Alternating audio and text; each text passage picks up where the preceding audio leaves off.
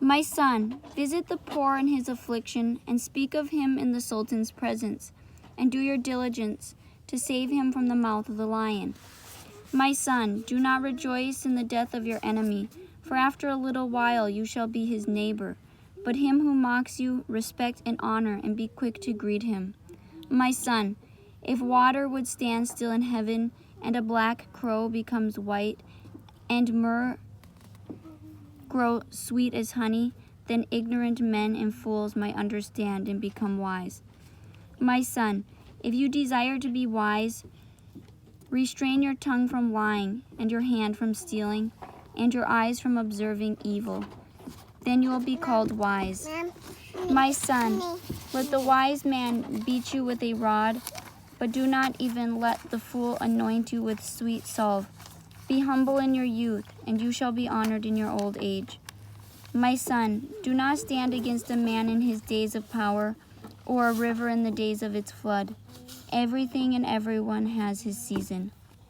My son, be not hasty in wedding a wife, for if it turns out well, she will say, "My Lord, make provision for me." And if it turns out ill, she will rant at him who was the cause of it. My son, whosoever is elegant in his dress, he is the same in his speech, and he who has a mean appearance in his dress, he also is the same in his speech. Dress for success. The wardrobe makes the man. You can discern the man by his wardrobe. My son, if you have committed a theft, make it known to the Sultan, and give him a share of it, that you may be delivered from him, for otherwise you will endure bitterness.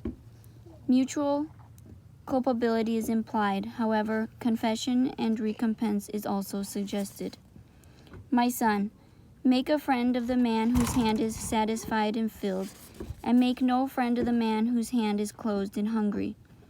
There are 4 things in which neither the king nor his army can be secure: oppression by the chancellor and bad government, and perversion of the will, and tyranny over the subject, and 4 things which cannot be hidden: the prudent and the foolish, and the rich and the poor. Thus spoke Ahikar, and when he had finished these injunctions and proverbs to Nadin, his sister's son, he thought that he would keep them all. Ahikar did not know that instead Nadin was displaying weariness and contempt and mockery to him. After that, Ahikar sat still in his house and delivered over to Nadin all his goods and the slaves, and the handmaidens and horses and cattle, and everything else that he had possessed and gained. And the power of granting permission and of forbidding remained in the hand of Nadin. And Ahikar sat at rest in his house, and every now and then Ahikar went and paid his respects to the king and returned home. Now when Nadin understood that the power of granting permission and of forbidding was in his own hand, he despised the position of Ahikar and scoffed at him, and set about blaming him whenever he appeared, saying, "My uncle Ahikar is senile, and he knows nothing now."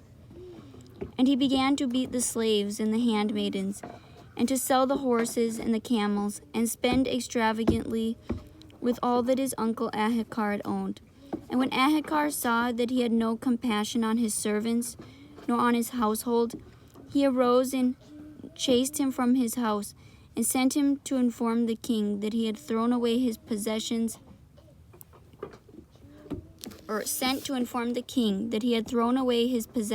and his provision. And the king arose and called Nadin and said to him, "While Ahikar remains in health, no one shall rule over his goods, nor over his household, nor over his possessions." And the hand of Nadin was lifted off from his uncle Ahikar, and from all his goods. And in the meantime he went neither in nor out, nor did he greet him. Nadin's lordship of the household was countermanded by the king. Thereupon Ahikar was sorry for all of his toil with Nadin, his sister's son, and he continued to be very sorrowful. And Nadin had a younger brother named Ben-Uzardan. So Ahikar took him to himself in place of Nadin, and brought him up and honored him with the utmost honor. and delivered over to him all that he possessed, and made him governor of his house.